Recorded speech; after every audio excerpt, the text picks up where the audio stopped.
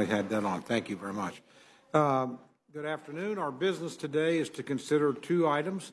The first I'll discuss is H.R. 2, the Secure the Border Act of 2023. The situation on our southern border can be described with one word: chaos. It's a national security and humanitarian crisis of unprecedented proportions. The present state of affairs cannot stand. For more than 2 years, we've watched as operational control of our border has been lost to reckless policy decisions. The Democrats' open border agenda started with halting the border wall construction. That was followed by the reinstatement of catch and release, termination of Remain in Mexico, and measures that tied the hands of law enforcement. Under President Biden, we've experienced some of the largest waves of illegal border crossings in recorded history, exceeding 1.7 million in 2021, 2.3 million in 2022, and 1.2 million so far in 2023, according to the CBP's own numbers. These numbers only scratch the surface of the grim realities that we face. A porous border is anything but kind or compassionate. It has empowered drug cartels and human traffickers. It's allowed fentanyl and illicit drugs to flow into our communities, and it's become a path utilized by terrorist suspects to try and sneak into our homeland. This broken system is endangering lives and U.S. security. Enough is enough. It's time for Congress to act and begin to repair the damage done by the radical posturing and inaction of the Biden administration. Unlike the previous majority, House Republicans are committed to prioritizing the needs of the American people over the wish lists of extreme open-door activists. In this very room, over the past 4 years, House Republicans pleaded with the administration and House Democrats to finally acknowledge the humanitarian and security crisis at the border. Time and again, they denied or downplayed it. The facts speak for themselves. The tragedy and horror are too significant for even open border advocates to dismiss. Today, House Republicans are taking action to secure our border and stop the surge of illegal immigration through consideration of H.R. 2, the Secure the Border Act of 2023. This bill is a complete rejection of President Biden's border policies and purposeful inaction. It includes important reforms to combat fraud and abuse in the asylum process, prevents the catch and release of aliens into American communities, and establishes new penalties for visa overstays. H.R. 2 also provides the resources and direction necessary to secure the border once and for all. It immediately resumes construction of the border wall, which President Biden unilaterally halted on his first day in office, and adds more physical barriers and tactical infrastructure along the border.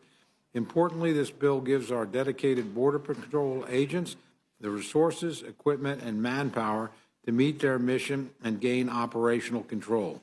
Together, these measures will go a long way to secure our southern border and end the reign of terror that cartels are perpetrating against vulnerable populations. We have a constitutional obligation to secure our border and keep Americans safe. H.R. 2 will help us uphold that commitment.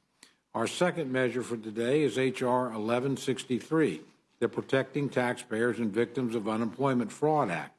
At the beginning of the COVID-19 pandemic, Congress acted to expand unemployment insurance benefits to ensure that millions of Americans who were suddenly thrown out of work or were furloughed could continue to support themselves. $878 billion, both federal and state, was spent on unemployment benefits during the pandemic. Unfortunately, with spending that large, fraud inevitably followed. While it is unclear how much of that $872 billion was fraudulently paid out, estimates range from as low as $60 billion to as high as $400 billion. H.R. 1163 will allow states to recover fraudulent overpayments of federal and state pandemic unemployment compensation, and as an incentive, allow states to keep 25% of what they recover. It's essential that Congress take steps to ensure that fraudulent overpayments are recovered. Hardworking American taxpayers expect that the government will be good stewards of every tax dollar, and those who have fraudulently obtained funds from the unemployment insurance program through criminal activity must not profit from their bad deeds. One final point. I know my friends on the other side of the aisle have expressed concerns that H.R. 1163 will lead to a wave of states going after otherwise innocent individuals who inadvertently received more than they should. States have the ability to use case-by-case individual waivers to grant relief to innocent individuals who may have accidentally received more than they should have for this exact reason. What we are concerned with today is fraud, and with targeting those specific bad actors who have damaged the program integrity of the unemployment insurance system. It's those criminals and fraudsters at whom H.R. 1163 is aimed.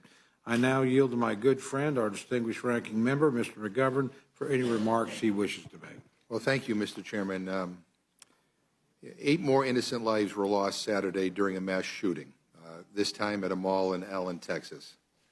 And while my heart goes out to the Allen community and the victims' families, I'm sickened that all we seem capable of doing is offering our thoughts and prayers and nothing else. When will things get bad enough that we will do something to keep our children from being shot at school, at grocery stores, at parades, at movie theaters, at malls? It's beyond time that we take action to protect Americans from gun violence.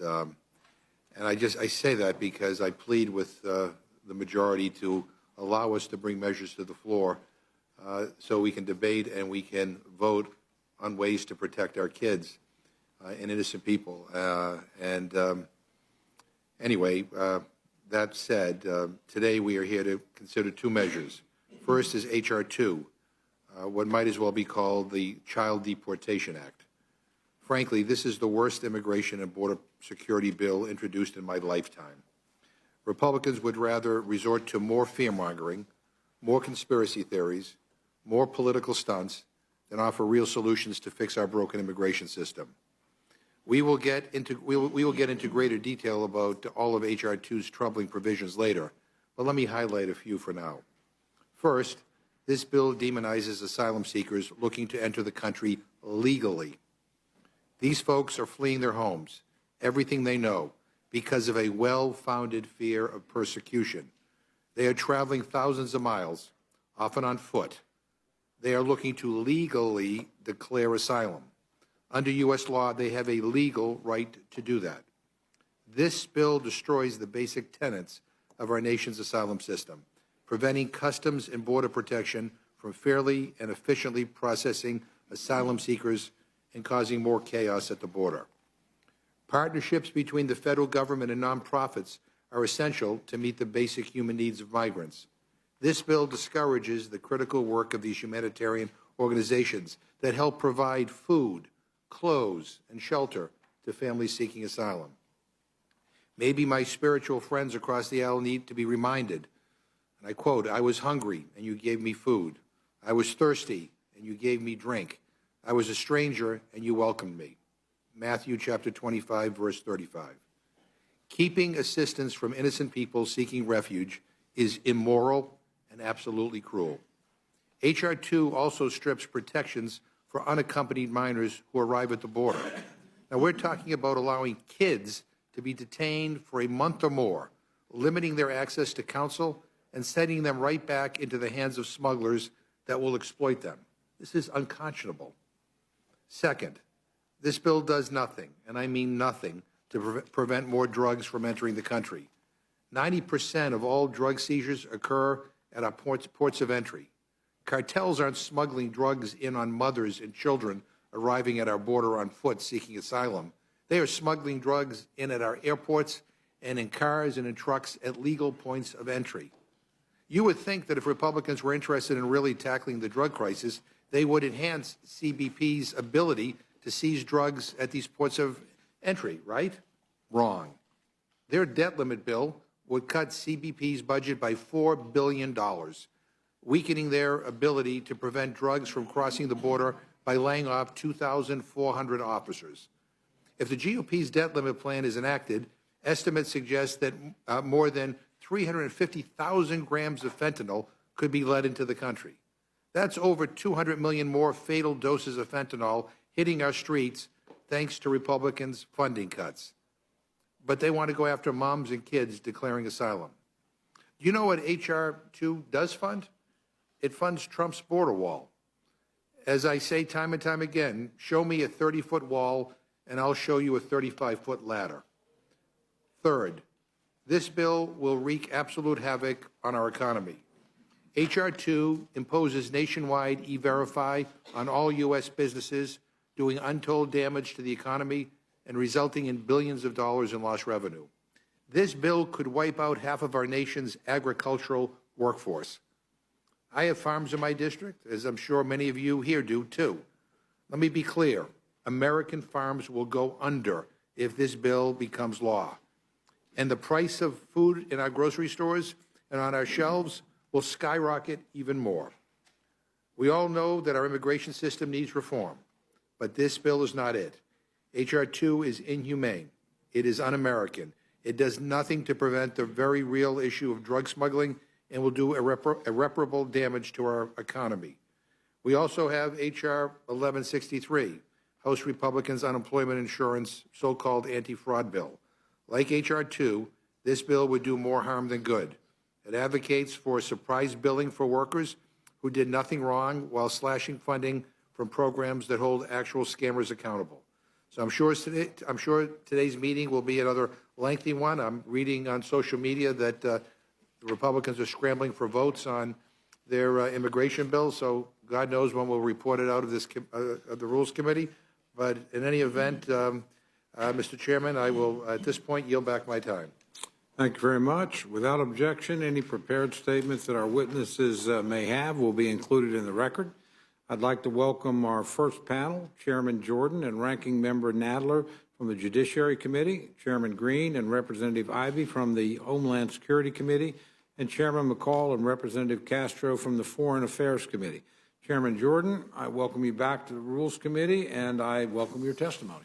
Thank you, Mr. Chairman. Mr. Chairman, Ranking Member, good to be with you and committee members. President Biden and Vice President Harris, Secretary Mayorkas, all, and the vast majority of Democrats in Congress keep telling us there is no border crisis. But numbers don't lie. And I know we get tired of hearing the numbers, but they do not lie. Since President Biden took office, there have been over 5 million illegal border crossers encountered by U.S. Customs and Border Protection along the southwest border. 5 million. Over 1.5 million illegal alien gotaways who successfully evaded capture in the 28 months that Joe Biden's been president, and nearly 2 million other illegal aliens released into the United States. Over 370,000 unaccompanied alien children encountered on our southwest border and placed with Health and Human Services, and at least, and this is unbelievable, and frankly, in response to the ranking member's comments, at least 85,000 of those kids have been lost by the Biden administration. We don't know where they're at. We don't know what bad things may be happening to kids. Nearly 200 alien terrorists encountered by the Border Patrol along the southwest border. And as we sit here today, the surges surrounding the end of Title 42 have already started. We've all seen it. Border Patrol Chief Ortiz reported that his agents encountered over 26,000 aliens illegally crossing the border in 72 hours this past weekend, just over this past weekend, a 72-hour time frame. Last week, there were 55,000 illegal alien encounters, nearly 8,000 a day, and there is no end in sight. In fact, I would argue after Thursday, it will only get worse. According to the Border Patrol intelligence sources, around 700,000 migrants are waiting in Mexican shelters to come to the United States when Title 42 expires in 2 days. They will overrun our Border Patrol agents, they will overwhelm our resources, and they will overload our cities. By some estimates, 400,000 migrants will pass through Panama's Darien Gap, making their way up to our border this year, all because President Biden has effectively invited them in.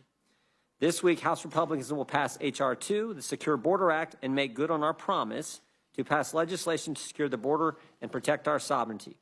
The Judiciary Committee's provisions of H.R. 2 stop the incentives to come to the United States. Title I of Division B reforms the asylum system to stop asylum fraud and abuse and to ensure that valid asylum claims are heard expeditiously. Specifically, the bill includes bars to criminals applying for asylum, requires that the alien claim fear at a port of entry, increases the credible fear standard, reins in immigration and federal courts' abuse of asylum grounds like particular social group. Title II ends the Biden administration catch and release policies, clarifies that the DHS secretary must remove or detain illegal aliens who arrive at the border or place them into a Remain in Mexico type program. This is the heart of the legislation. I just want to be clear, Mr. Chairman.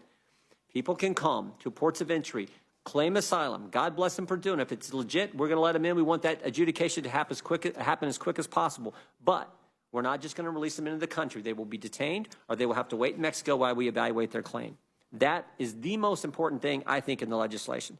There are no other options. The aliens cannot be paroled or otherwise released in the United States, as I just said, unless an immigration court grants the alien asylum or some other immigration benefit. It also allows the DHS Secretary to suspend entry of aliens at the border to gain operational control. Title IV closes the Flores Settlement Agreement loophole that has for many years encouraged family units to cross the border illegally. It ensures that all aliens will be detained for the pendency of their immigration court proceedings and kept together as a family. The number of real and fake family units crossing the border has skyrocketed over the last decade because aliens know that if they have a child with them, they will be released once they get to the United States. Title V helps end the mass exploitation and migration of unaccompanied alien children.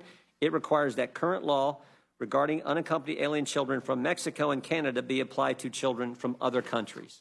This means that UACs, kids from non-contiguous countries, will be screened for trafficking, this is important, or for a fear of return, and if none is found, they will be sent home, reunited with their family in their home country. We've all heard of the horror stories of what these UACs go through during their trip to the United States with smugglers. We all know how they can be exploited once here. The Biden administration, as I said earlier, cannot locate at least 85,000 of the 370,000 unaccompanied alien children who have entered this United States since Joe Biden took office. In 2014, the Obama administration asked Congress to pass a law to give the administration the ability to remove UACs, what we're doing in this bill. The Obama administration asked for that. In response, the House passed the language that is currently in this bill. Unfortunately, the Senate did not take up that bill, and the UAC surges have continued. I think this element is critical too, dealing with these kids. And our ranking member, Mr. Chairman, talks about when a kid winds up on your doorstep, first thing you're going to do is figure out where those kids' parents are, get that child back with their mom and dad. That's what our legislation seeks to do. Title VI puts visa overstay on par with illegal entry as a misdemeanor crime. It is currently just a civil immigration infraction. Title VII will help end the abuse of immigration parole. Since President Biden took office as part of the catch and release, he has paroled in around 1 million aliens who illegally cross the border. The parole statute is very clear. It is to be used on a case-by-case basis and only for significant public benefit or a humanitarian purpose. Administrations have been abusing parole authority for many years despite Congress' attempts to rein it in. Most recently, the Biden administration has created categorical parole programs for nationals of several countries to make the chaos at the border less noticeable. Title VII brings the use of immigration parole back to its intended purpose to allow a foreign national to enter the U.S. for an emergency purpose for a short period of time. And finally, Title VIII helps end the jobs magnet for illegal migration. It phases in the required use of E-Verify to check the employment eligibility of new hires over a period of 3 years, starting with the largest employers and ending with agricultural employers. We have worked closely with many of our folks from the big ag districts on that language. E-Verify is a quick and efficient way to electronically do what current law requires of employers to check the employment eligibility of their new hires. The current system is subjective, and illegal aliens routinely fake identity and employment eligibility documents to get jobs in the United States. Title VIII also repeals 2 Biden administration regulations that make the H-2A agricultural guest worker program burdensome for employees to use. H.R. 2 will put an end to it, the open borders policy of Joe Biden. And with that, Mr. Chairman, I yield back. Thank you very much. Ranking Member Nadler, you're recognized for your opening testimony. Thank you, Mr. Chairman. Mr. Chairman, members of the committee. Today, the majority has brought forward a cruel, extreme, and unworkable piece of legislation, the so-called Secure the Border Act, which would wreck our economy, destroy the asylum system, criminalize visa overstays, send unaccompanied children back to dangerous situations, and jail children indefinitely.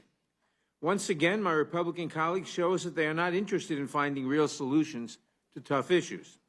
This bill attempts to combine a variety of different bills, each one more cruel and heartless than the last, into one contradictory and overlapping mess. This bill has no chance of being enacted into law. Republican senators have expressed their opposition. It is nothing more than pure political theater. My Republican colleagues are trying to take us back to the failed illegal and immoral policies of the Trump administration.